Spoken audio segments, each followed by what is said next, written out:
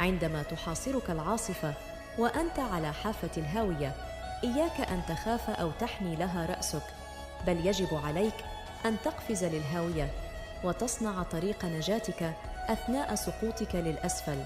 نزلزل الأرض تحت أقدام من يستبيح أرضنا، ونريق دماءهم لنسقيها حين تشح السماء بمائها.